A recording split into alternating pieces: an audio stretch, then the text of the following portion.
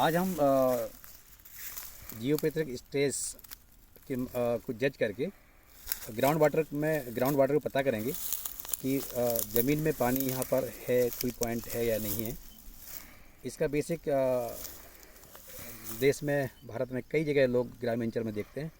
विशेषकर इसमें हम लोग जो डाउजिंग जो थ्योरी होती है उसके आधार पर जजिंग करते हैं, और इसमें उसका बेसिक साइंस यही रहता है कि जो जियोपैथिक स्टेज है वो जियोपैथिक स्टेज किस तरह से इस नारियल का जो इलेक्ट्रोलाइट है इसके अंदर उसको कैसे प्राप्त करते हैं, और इसका बॉडी का करंट किस तरह से जियोपैथिक स्टेज को डेवलप करता है।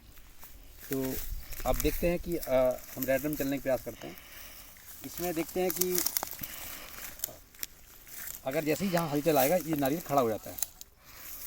तो चलते हैं, यहाँ पर इसको मैंने कुछ भी नहीं किया है, लेकिन नारियल अपने आप ही खड़ा हो जाता है।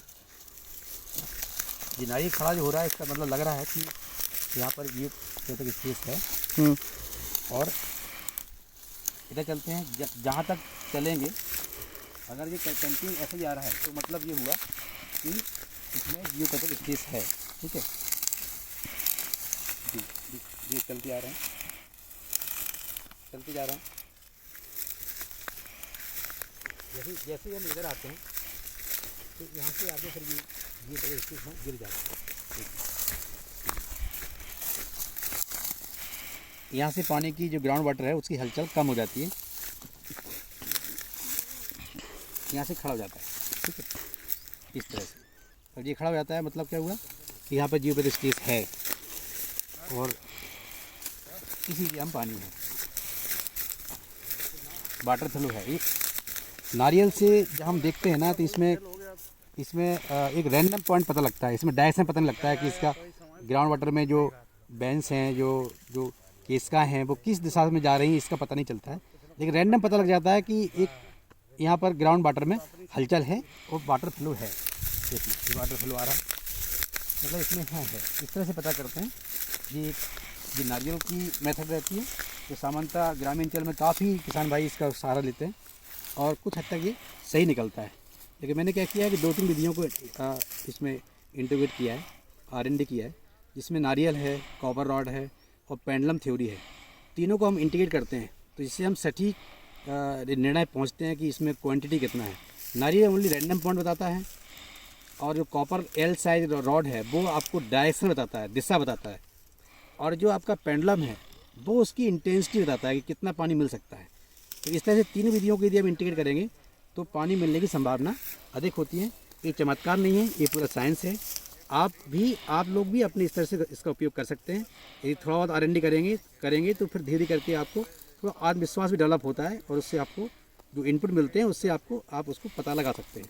तो देखिए ये पॉइंट पे आपको बिल्कुल खड़ा है, और जैसे ही हम जाएंगे जहाँ पानी नहीं है वहाँ पर ये नारियल गिर जाता है। ठीक है, इसके बाद हम देखते हैं रॉड से देखते हैं।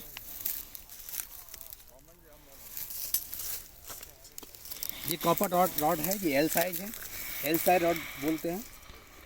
डाउजिंग थ्योरी में इसको काफ़ी यूज़ किया था, इसके ऊपर भी काफ़ी रिसर्च पेपर हैं, और आपकी जियोपैथिक स्टेज पे भी काफ़ी, इंडिया में भी काफ़ी रिसर्च पेपर डेवलप हुए। आप उन्हें भी आप नेट पर पढ़ सकते हैं।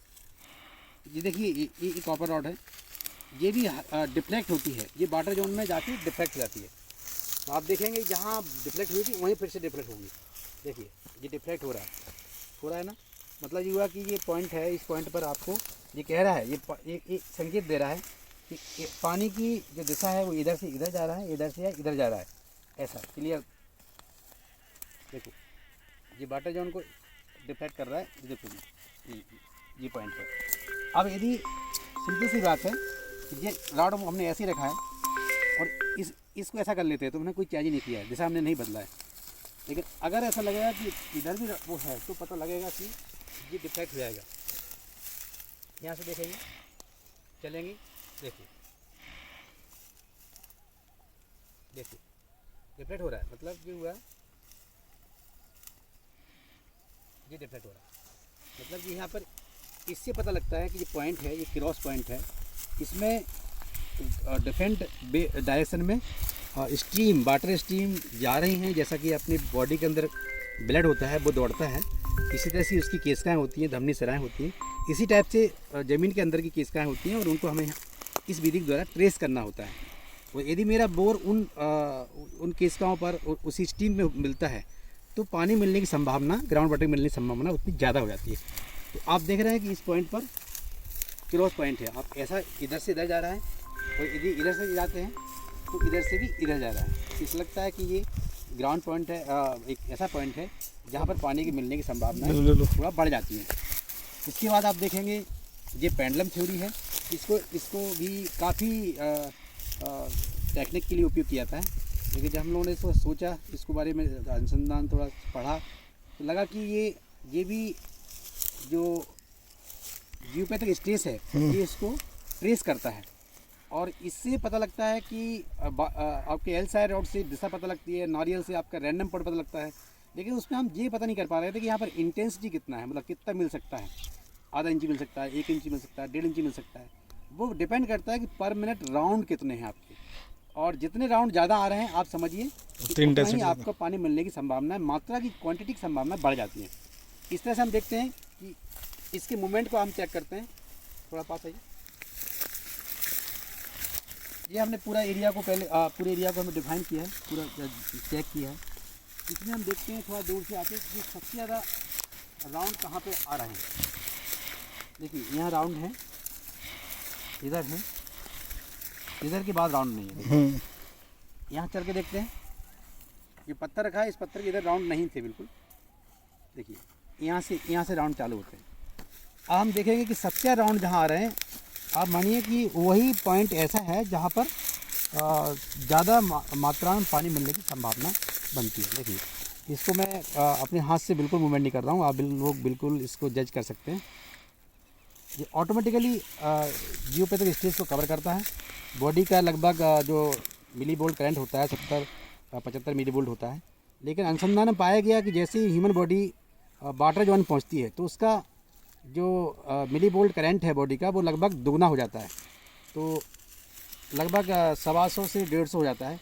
तो जैसे ही बॉडी का 150 आपका मिली वोल्ट करंट ऑटोमेटिकली हो जाता है, ऐसी स्थिति में ये मूवमेंट जैसी, और जो सुचालक है तांबा है, तो जैसे ही उसके संपर्क में आते हैं तो ये जियोपैथिक स्ट्रेस को स्ट्रेस करता है, उसके मूवमेंट बढ़ जाते हैं।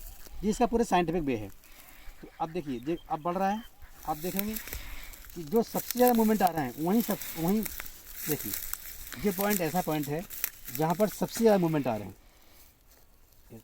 जो मूवमेंट है, मूवमेंट के हिसाब से मुझे लगता है कि लगभग 1.5 इंची के आसपास यहाँ पानी हो सकता है, संभावना है।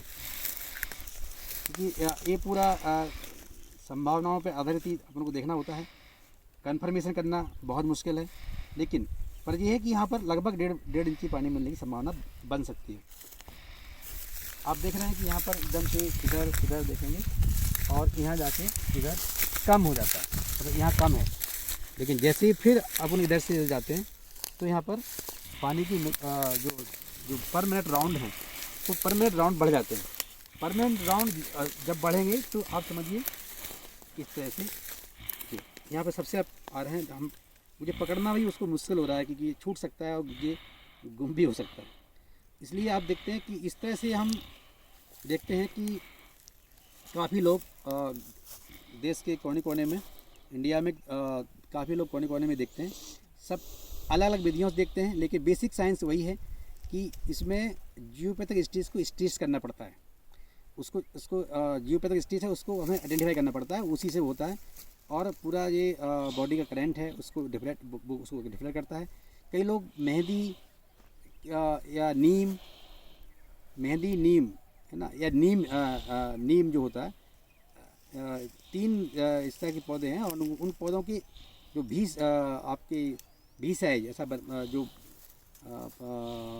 बाई सेब जो लकड़ी काटते हैं और उसका मूवमेंट करते हैं, वो भी इसी तरह मूवमेंट होता है। तो इस तरह से काफ़ी ट्रेडिशनल पद्धति से इंडिया में बहुत समय से सब देखा जा रहा है।